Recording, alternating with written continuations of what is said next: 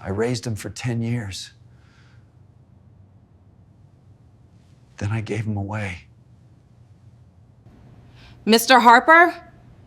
We somewhat signed your lures. We found your dog. Wait a minute, start thinking about. After everything I did, he still chose me.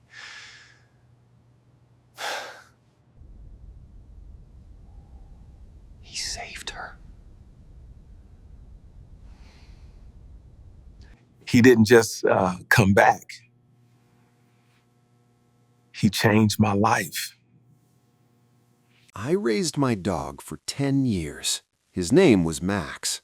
I brought him home from a small rescue shelter just outside Columbus, Ohio. I was 24 back then, broke, newly hired at a marketing firm, and fresh out of a relationship that wrecked me. Max was this clumsy golden retriever with oversized paws and nervous eyes. The shelter volunteer told me he'd been returned twice. Too much energy, they said. He wasn't too much for me. For 10 years, Max was there for everything. When I got promoted, when I got fired from that same job 2 years later, when my dad passed away unexpectedly, when I met the woman who would later become my wife. And that's when things started to change. Her name is Emily. Emily didn't hate Max. She just didn't understand him. She grew up in a spotless suburban home where dogs stayed outside. Max slept at the foot of my bed. Max sat next to me during late-night takeout. Max rode shotgun on road trips. When Emily moved into my townhouse, she tried to adjust, but Max shed everywhere. He barked when delivery drivers came. He once knocked over a glass centerpiece Emily loved. Small things, but they added up. When we got engaged, Emily gently suggested that maybe Max would be happier somewhere with more space, maybe a farm, maybe with a family who had a yard. The truth? We already had a yard. But it wasn't really about space. It was about compromise, about starting fresh, about building a life that didn't include muddy paws on white furniture. I told myself I was being practical. A month before the wedding, I found a couple 2 hours away who said they owned land. They seemed kind. They had 2 other dogs. I convinced myself Max would love it. The day I drove him there, he rested his head on my arm the entire trip. He trusted me. When I handed over the leash, he didn't resist. He just looked back at me once as they walked him toward their barn. I didn't cry until I got back in the car.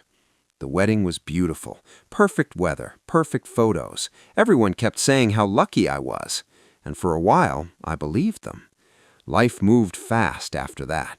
Honeymoon in Maui, new house, new routines, no dog hair, no barking. But sometimes at night, when the house felt too quiet, I'd reach down instinctively like I used to do when Max slept by my feet. Nothing was there. 3 weeks ago, I got a call.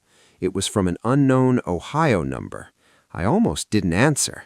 I wish I hadn't, because what the woman on the other end told me about Max changed everything. And what he did today, I still don't know how to explain it. But before I tell you what happened this morning, you need to understand something about the people I gave him to, because they weren't who they said they were. The call came on a Tuesday morning while I was at work. Unknown Ohio number.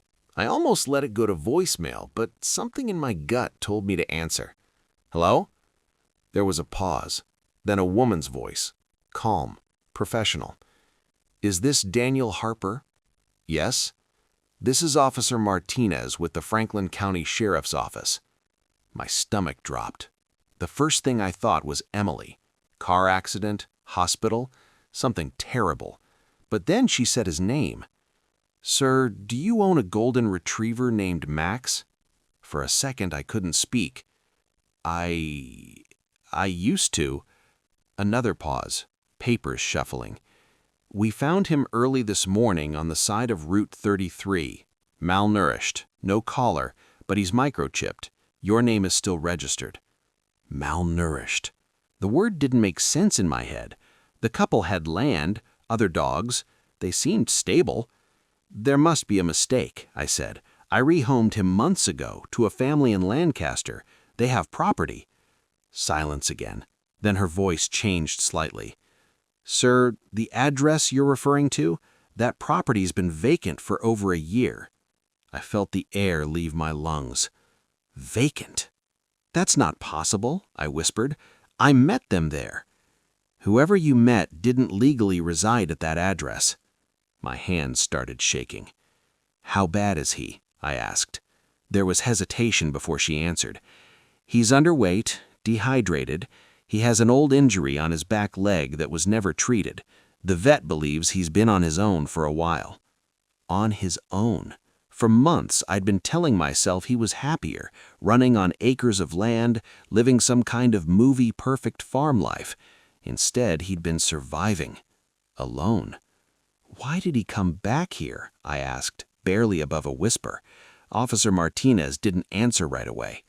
Sir, Route 33 is about 3 miles from your old townhouse address. 3 miles. Max had traveled nearly 2 hours away when I left him, and somehow, after everything, he found his way back to the only place he'd ever known as home. Except I didn't live there anymore. I sold that townhouse after the wedding. Where is he now? At Riverside Animal Clinic. He's stable, but I'll be honest, when we found him, we weren't sure he'd make it. I closed my office door and slid down against it like a child. Guilt doesn't hit all at once. It creeps in. Every memory, every ignored instinct, every time I chose comfort over loyalty. Can I see him? I asked. Yes, but there's something else. My heart started pounding again. He wasn't just wandering, sir. What do you mean? He was lying in the driveway of your old house. According to the new homeowners, he wouldn't leave, even when they tried to move him. I couldn't breathe. He was waiting. And what he did when he finally saw me later that day is something I will never forget for the rest of my life. I drove to Riverside Animal Clinic like I was running from something. Every red light felt personal. Every second felt stolen from him. When I walked in, the receptionist looked up, then softened immediately. "You're here from Max," she said, not a question. She led me down a quiet hallway that smelled like disinfectant and wet fur.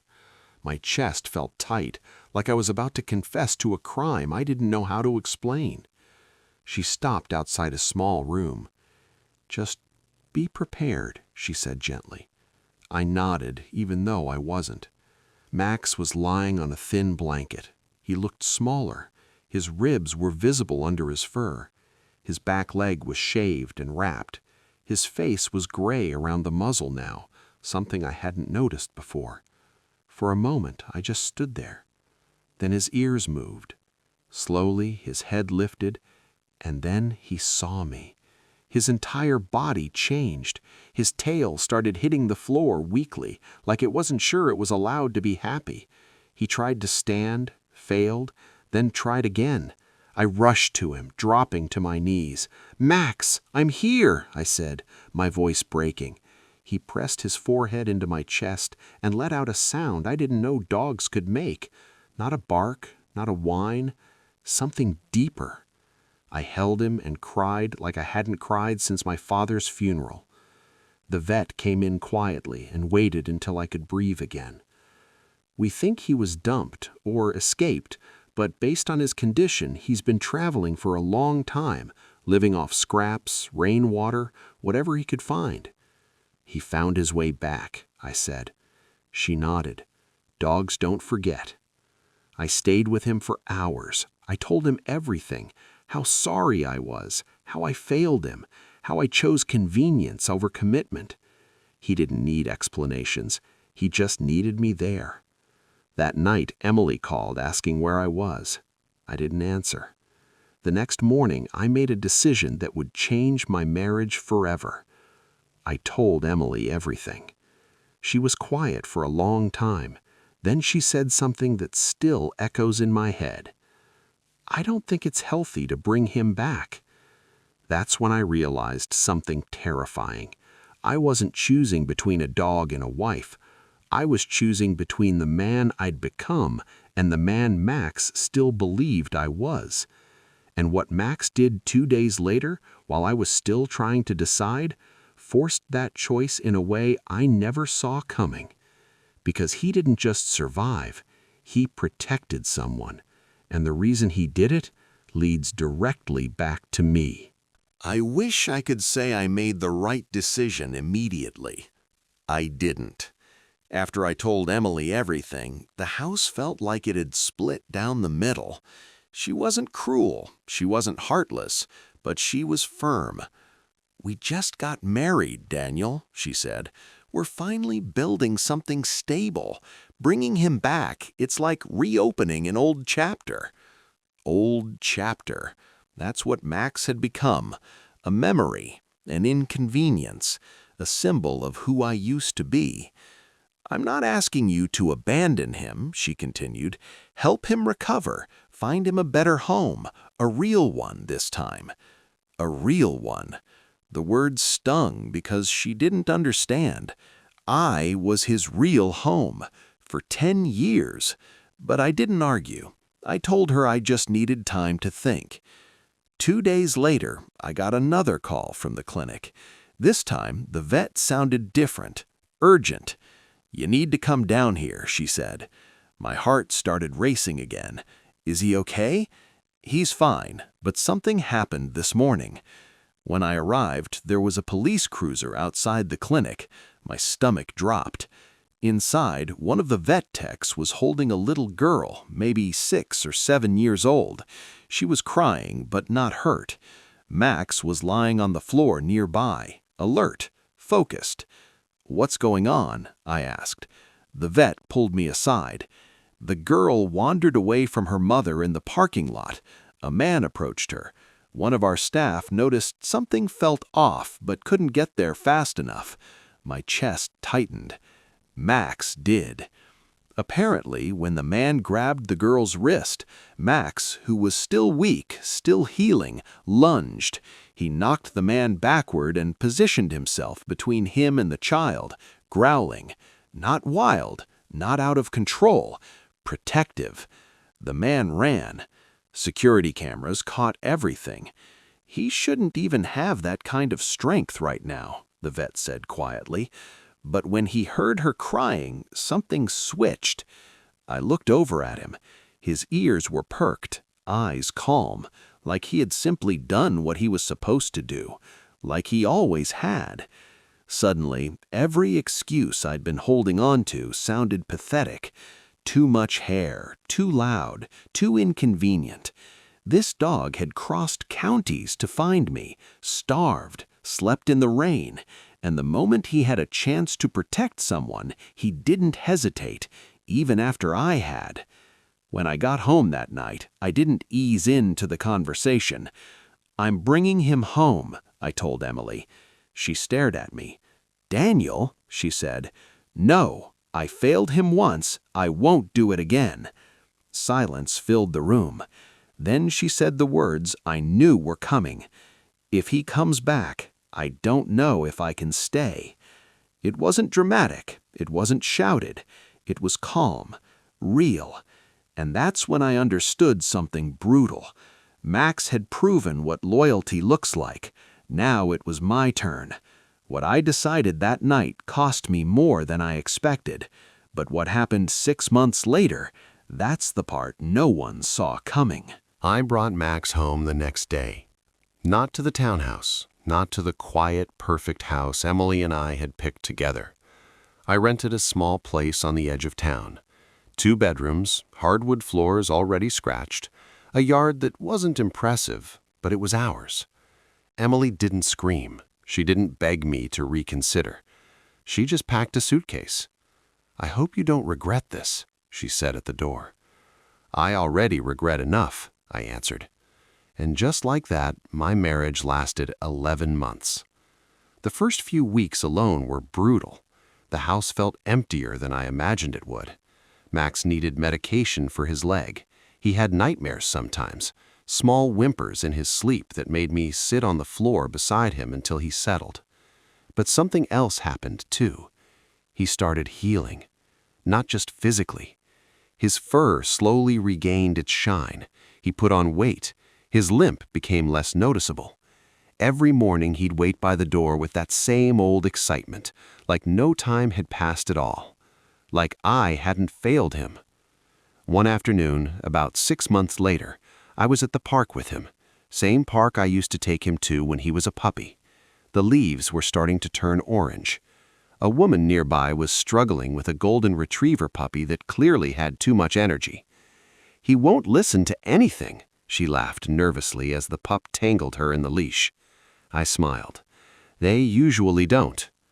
Max walked over gently, slower now, but confident. The puppy froze for a second, then calmed almost instantly. "Wow," she said. "How did he do that?" "Experience," I answered. We started talking. Her name was Rachel. She had just moved to town, recently divorced, starting over. It wasn't fireworks, it wasn't dramatic. It was easy. Over the next few months, we ran into each other again, then coffee, then dinner. She never once complained about dog hair. In fact, she brought Max homemade treats the third time she came over. One evening, as we sat in the backyard watching Max and the puppy play, Rachel looked at me and asked, "How long have you had him?" 10 years, I said, then corrected myself. Actually, he's had me for 10. Max walked over and rested his head on my knee, the same way he did the day I drove him away. Only this time, I wasn't letting go. I used to think I kicked him out because I was choosing my future. Turns out, he was the one who led me to it. And if there's one thing I've learned, some loyalties don't disappear. They wait. And sometimes they save you from becoming someone you were never meant to be.